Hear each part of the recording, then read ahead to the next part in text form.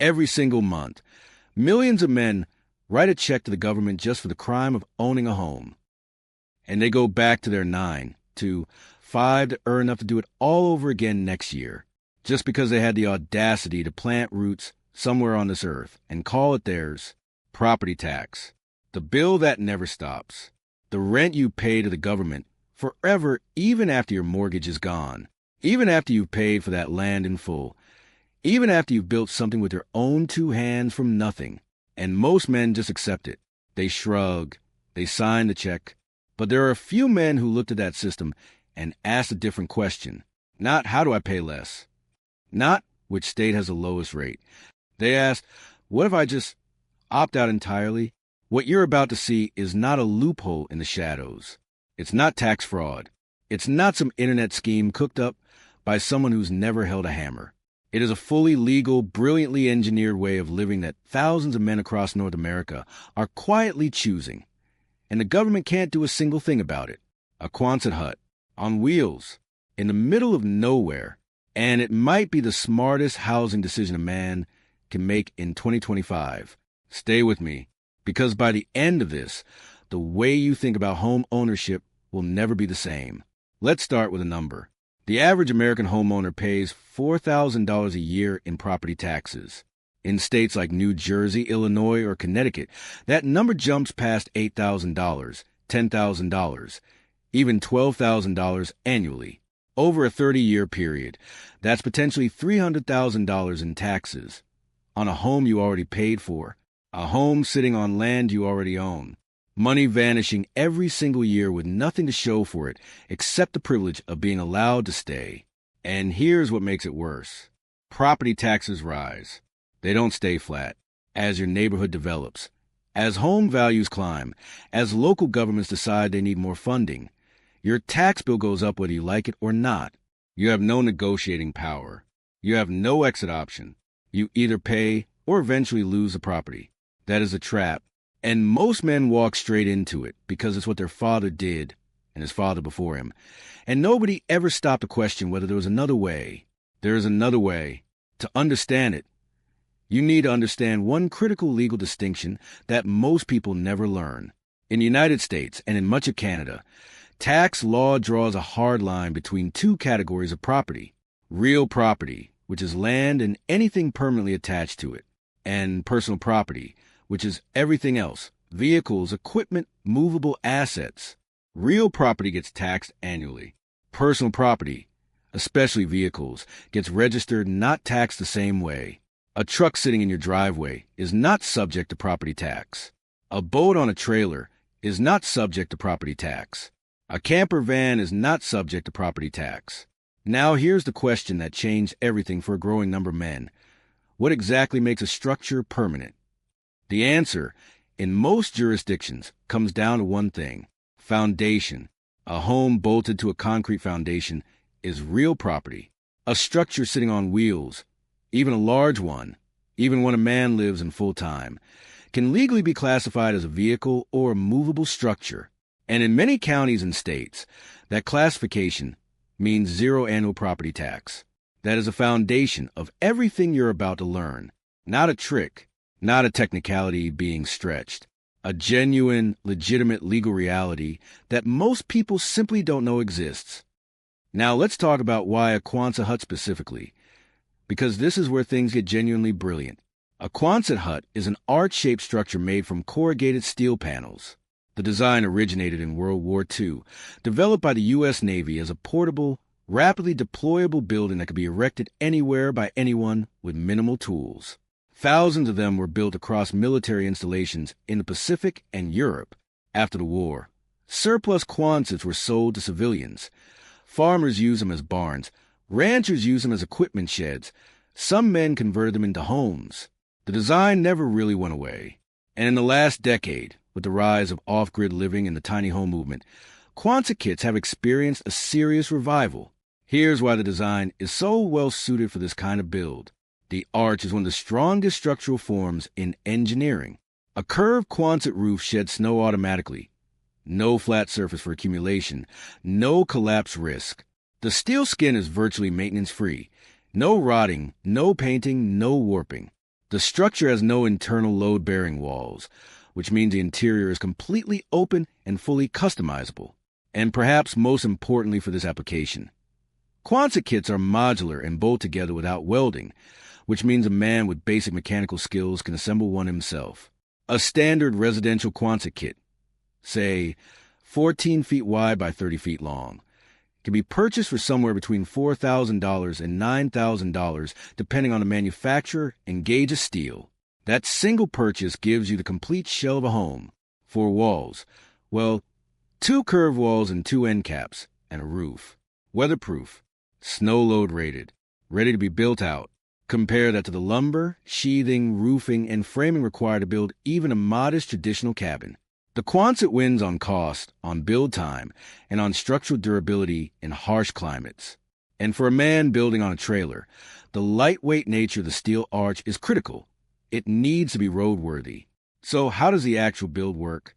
Let's break it down practically, because this is where most videos go vague and where most men get lost. Not here. It starts with a trailer.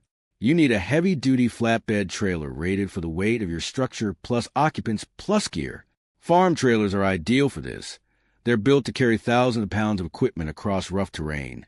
They have large off-road capable tires, and they can often be found used for $1,500 to $4,000. A used farm trailer with dual axles and agricultural tires is genuinely well suited for carrying Quonset. The wide stance provides stability. The robust frame provides the structural base.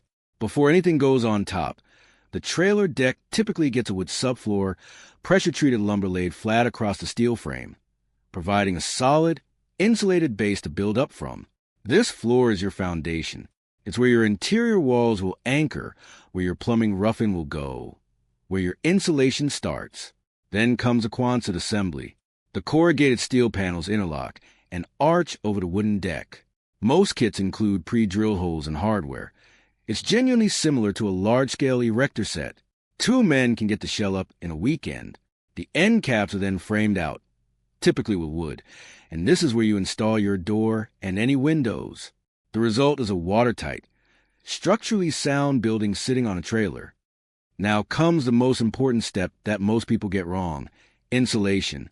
Steel conducts cold and heat extremely efficiently, which means an uninsulated Quonset in a cold climate is essentially a refrigerator. You cannot skip this. The correct approach is closed-cell spray foam applied directly to the interior of the steel panels. Closed-cell foam bonds to the metal, seals every gap, and provides both thermal insulation and a vapor barrier simultaneously. A 2-inch application gives you roughly R14. 3 inches gets you to R21. For a structure designed to handle minus 20 degrees Fahrenheit winters, you want every inch you can get on that curved ceiling. Once the insulation is done, the interior can be finished however the builder chooses. Some men keep it raw and utilitarian. Spray foam ceiling, plywood walls, with stove in the corner, done. Others go further. Tongue and groove pine paneling, reclaimed wood floors, custom cabinetry built to fit the curved walls. The arch interior is surprisingly comfortable. The curve overhead actually creates a sense of spaciousness that a flat ceiling doesn't. It draws the eye upward and gives the space a loft-like feel. Off-grid utilities are the next piece, and this is where the system really becomes self-sufficient.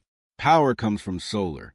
A basic setup: 2 or 3 400-watt panels mounted on the curved roof or on a separate ground array, feeding a 200 to 400 amp-hour lithium battery bank. Runs LED lighting, a laptop, a phone, a small 12-volt refrigerator, and a fan without issue. Add a 2,000-watt pure sine wave inverter, and you can run power tools, a coffee maker, or a small electric appliance without touching the grid. Total cost for a capable solar system in this range runs $2,000 to $5,000, depending on components. Heat is propane, a small wall-mounted propane heater, the kind rated for indoor use with a direct combustion air supply, will keep a well-insulated 400-square-foot Quonset warm in serious cold. Propane is widely available, simple to store in exterior tanks, and doesn't require electricity to run. A wood stove is an excellent backup and adds atmosphere. Though in a tight space, a small cast iron unit is preferable over a full-size model. Water is either a large onboard tank filled periodically, a connection to a well on the land you're parked on, or a gravity-fed rainwater collection system. Sanitation is a composting toilet. Modern units are odorless when maintained properly, require no plumbing, and are legal in most jurisdictions for off-grid use. Gray water from a sink can drain to a simple French drain or contain gray water tank, depending on local requirements. The total build cost for a complete livable, off-grid Quonset on wheels, trailer, kit, insulation, subfloor, interior finish, solar, water, heat, runs between $15,000 and $30,000 for a builder who sources materials carefully and does the labor himself. That's not the cost of the house. That's the cost of a used truck. And unlike a house, it generates no annual property tax bill. Now let's address a legal question head-on, because this is where confusion lives and where men make expensive mistakes by assuming without verifying. The classification of a structure as taxable real property versus non-taxable personal property is determined at the state and county level. There is no single national rule. What's perfectly legal in Montana may be treated differently in California. So the principle is sound. The application requires local research. In general terms, the states most favorable to this kind of living are states with large rural land bases, low regulatory density, and strong traditions of individual property rights. Montana classifies trailers and mobile structures differently from permanent homes and taxes them far more lightly. Wyoming has no state income tax, large amounts of cheap rural land, and a culture that strongly respects private property arrangements. Alaska has vast land, extreme off-grid living traditions, and a state government that largely leaves rural dwellers alone. Texas has no state income tax and enormous rural counties where enforcement of building codes is essentially non-existent. The practical key is this. If the structure has a valid title as a vehicle or trailer, if it retains its wheels and is capable of being moved, and if it is not placed on a permanent foundation, most counties will not classify it as real property. That means no property tax assessment. You may pay a modest annual vehicle registration fee, typically $50 to $200, but that is categorically different from a $6,000 annual tax bill. Where men run into problems is when they make the structure look permanent. They build a deck off the side. They remove the wheels and set it on concrete piers. They run a utility hookup that looks like a permanent installation. These modifications can trigger a county assessor to reclassify the structure as real property and begin taxing it accordingly. The rule is simple. Keep it mobile in appearance and reality. Don't give the county a reason to look twice. The other question is land. You need somewhere to park. For this lifestyle to work, you need access to land without owning it, because land ownership comes with its own tax obligations. The solutions men use successfully include long-term lease agreements with rural landowners, often $100 to $300 per month for several acres, verbal or written arrangements with family members who own land or purchase a raw, unimproved land in low-tax rural counties, which is taxed at agricultural rates rather than residential rates, and can cost as little as $500 to $2,000 per year, even on substantial acreage. Let's be honest about the challenges. This lifestyle demands something most modern men have deliberately had optimized out of them: the willingness to live with constraints and the competence to solve problems without calling a contractor. Condensation management is real in a steel structure. Even with proper insulation, temperature differentials between the warm interior and cold exterior metal create moisture. The answer is adequate ventilation, a roof vent, a small fan running when cooking or showering, and an awareness of moisture sources. Men who ignore ventilation end up with mold on surfaces. Men who manage it properly find the space dry and comfortable. Space is limited. A 14 by 30-foot Quonset gives you 420 square feet. That is enough for one man living intentionally. It is not enough for a man who hasn't thought critically about what he actually needs versus what consumer culture told him he needed. The men who thrive in this space are the men who came in with a clear philosophy. I own what I use. Everything else is weight. Towing the structure requires a capable truck. A loaded Quonset on a tandem axle farm trailer can weigh 8,000 to 15,000 pounds fully outfitted. You need a 3/4 ton or 1 ton diesel pickup with a proper weight distribution hitch. This isn't a limitation for most men already living this lifestyle. They own a capable truck as a core tool, but it's a real consideration for a man coming from a suburban background with a crossover in the driveway. Zoning and neighbors can create friction in tight rural communities.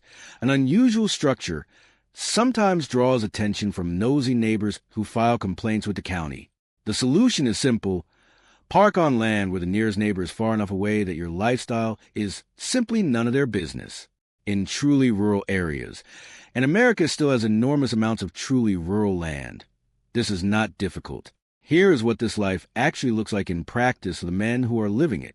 You wake up in the morning inside a curved steel structure that you built with your own hands on land you're leasing for $150 a month, somewhere in a valley in Wyoming or a forest in Montana.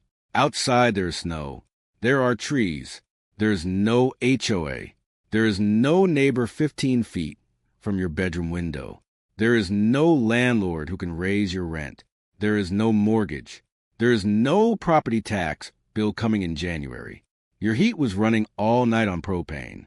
Your batteries are full from 2 days of winter sun. Your water tank has a week's worth of fresh water in it. Your composting toilet works perfectly. You make coffee on a propane burner. You look out the small window at the mountain, and you understand with total clarity something that most men your age are spending every waking hour trying to earn their way toward: freedom. Not freedom from responsibility. This life has plenty of responsibility. Freedom from financial obligations that exist purely to extract wealth from you indefinitely. Freedom from a system designed to keep you dependent, leveraged, and afraid to walk away. The men doing this are not doomsday preppers. They're not conspiracy theorists living in bunkers. They are pragmatic, skilled, clear-eyed men who looked at the math, understood the law, and made a rational decision. The decision that their time and their money belong to them. The total financial picture looks like this. A traditional home purchase in an average American market runs $300,000 to $400,000. Add a 30-year mortgage at current rates, and the total cost of that home approaches $600,000 to $700,000 by the time the last payment clears. Add $4,000 per year in property taxes over that same period, $120,000 more. Add maintenance, insurance, HOA fees in many neighborhoods. You are looking at a lifetime financial commitment approaching $800,000 or more for a structure that sits in one place and generates no income. The Quonset on wheels runs $25,000 all in. Land lease runs $2,400 a year. Vehicle registration for the trailer runs $150 a year. Total annual overhead, approximately $2,550. Over 30 years, $76,500 against $800,000. The difference, over $700,000, is yours to invest, to save, to use, to give your children a foundation instead of a bill. That is not an abstraction. That is the real cost of the choice most men make without ever questioning it. If you're watching this and something is clicking, not as escapism, not as fantasy, but as a genuine option you want to explore, here is a practical starting point. Research your target state first. Call the county assessor's office in the counties you're considering and ask directly how they classify movable trailer-based structures. Ask whether a structure on wheels with an active vehicle title is subject to property tax assessment. Get that answer before you build anything. Knowledge before action. Source your trailer second. Farm auctions, equipment dealers, Craigslist in agricultural areas. Tandem axle flatbeds are available everywhere. Buy heavy. Buy rated well above your expected load. And inspect axles, bearings, and tires carefully before purchase. Order your Quonset kit from a reputable manufacturer who has sold kits in cold climates. Ask specifically about snow load ratings and gauge of steel. Skimping on steel gauge in a snow country climate is a decision you will regret in February. Find your land before you build. Know where the structure is going to park. Secure the arrangement in writing. Understand what utilities, if any, are available and what your water and sanitation plan is. Then build, slowly and correctly. Every connection tight. Every inch of insulation complete. Every system tested before you rely on it in a storm. This is not a trend. This is not a YouTube fantasy that evaporates when the video ends. Thousands of men right now are parked in exactly this situation. Off-grid, mobile, legally clear, financially free. And more are choosing it every single month as housing costs continue to climb and the gap between income and ownership continues to widen. The system was not designed with your freedom in mind. It was designed to keep you paying. And for most of human history, men accepted that because they didn't see another option. Now you do. A Quonset hut, a farm trailer, a piece of leased land somewhere the sky is big and the nearest neighbor is a mile away. It costs less than a new truck. It generates no annual tax obligation. It moves when you want it to move. And it is yours, fully, legally, completely yours, in a way that a mortgage house on a tax lot can never truly be. The men who build this don't talk about it much. They don't need to. They're too busy watching the sunrise from a door of something they built with their own hands, on land nobody can take from them, with a bank account that grows instead of drains. The question now is simple. What are you going to do with what you just learned?